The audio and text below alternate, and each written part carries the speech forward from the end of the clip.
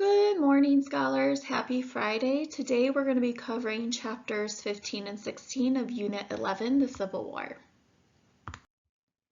Some reminders before we start our day is to complete any active assessments on Edulastic, to catch up your minutes on iReady math and reading, to complete math and ELA assignments and watch the videos, and don't forget we're always monitoring scholar actions on Go Guardian, so please make sure that you're using your Chromebook as you would in school.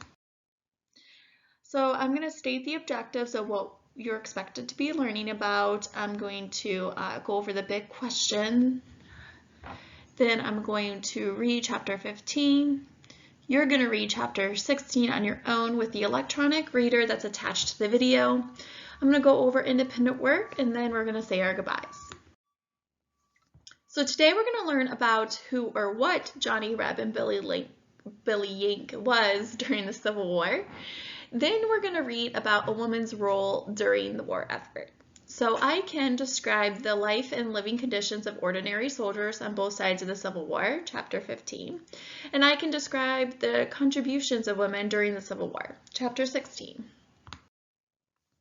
So our big question today for chapter 15 is, what was life like for a common soldier during the Civil War?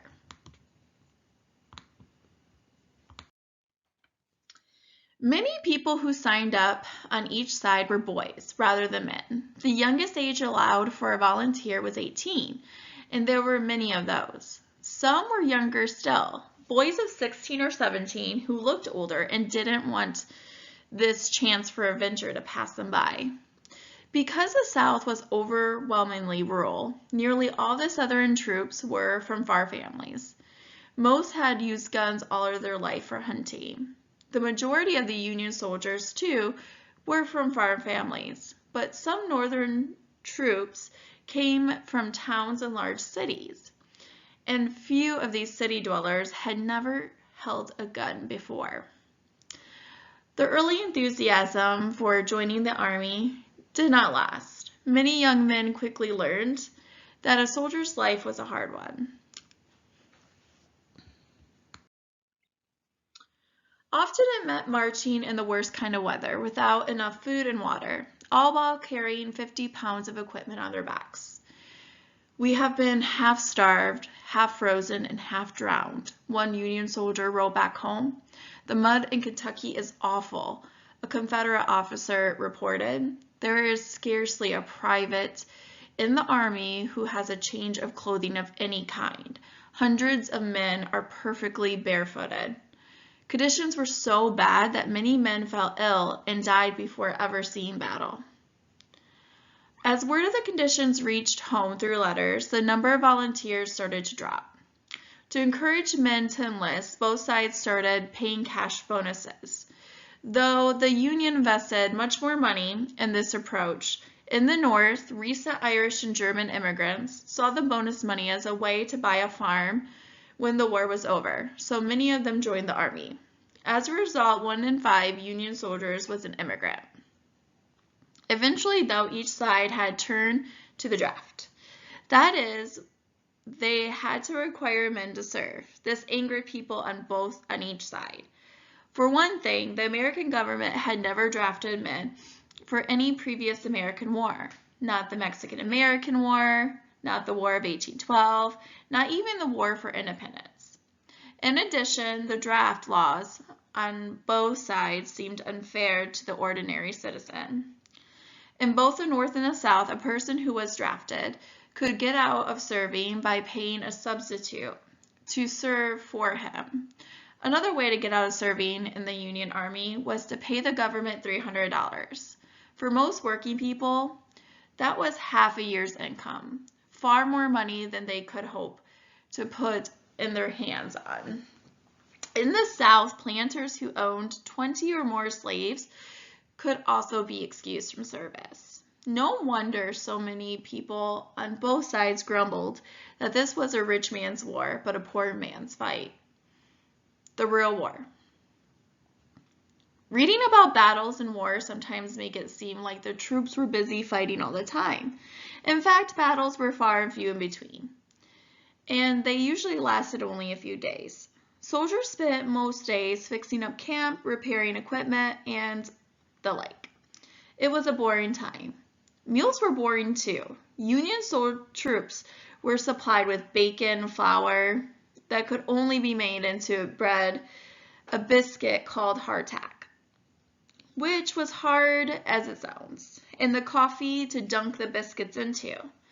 Cattle were often brought along to supply occasional beef. Confederate soldiers received pretty much the same food except that they got cornmeal instead of the wheat flour.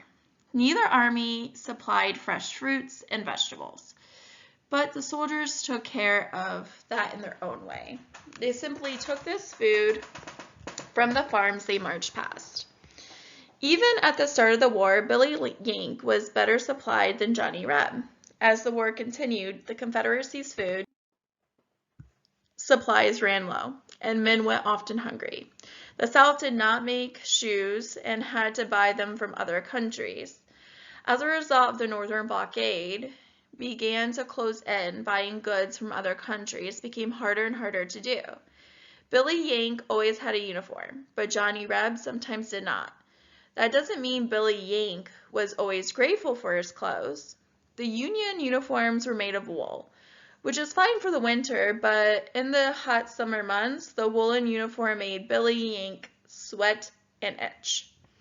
Waiting for a battle was boring, but going into battle was terrifying. Every soldier knew that that day or the next might be his last. Many soldiers spent the night before battles praying and writing home to their loved ones. Often they said in their letters that they did not expect to live through the following days. Sadly, for far too many, their prediction came true. Those who were wounded on the battlefield were taken into a place almost as dangerous, the Army Hospital. In fact, most soldiers had already spent time in the Army Hospital due to sickness unrelated to battle. Many never made it out of the hospital alive. Twice as many soldiers died from disease as from battle wounds during the Civil War. They did not have modern drugs. Also, people at that time knew little about germs.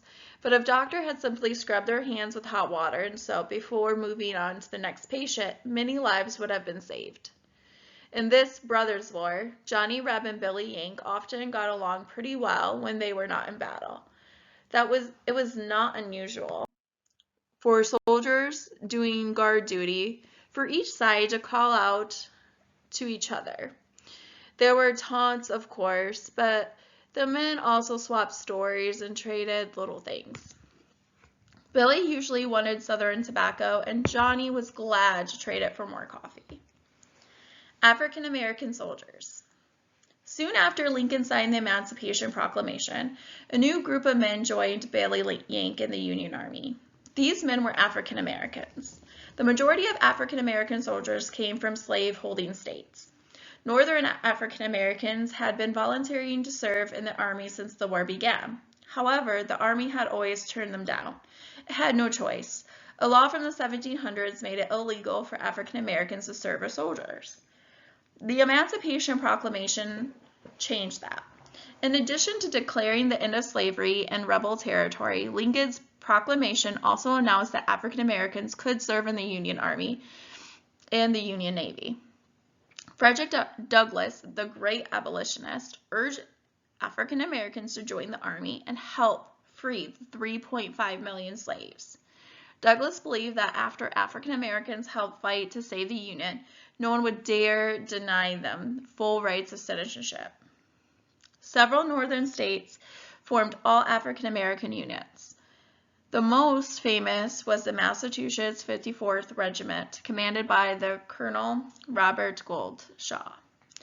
In the summer of 1863, the 54th Regiment led an attack on Fort Wagner, a Confederate fort on an island in the harbor of Charleston, South Carolina. In spite of the heavy cannon fire by the Confederate troops, nearly 100 soldiers forced their way into the fort. There they fought hand in hand against the Confederate troops. The bravery of the 54th Regiment in the face of terrible loss won acceptance for African American soldiers everywhere. Almost 1 out of every 11 Union soldiers were African American. Altogether, more than 180,000 African Americans served in the Union Army. More than 38,000 of those men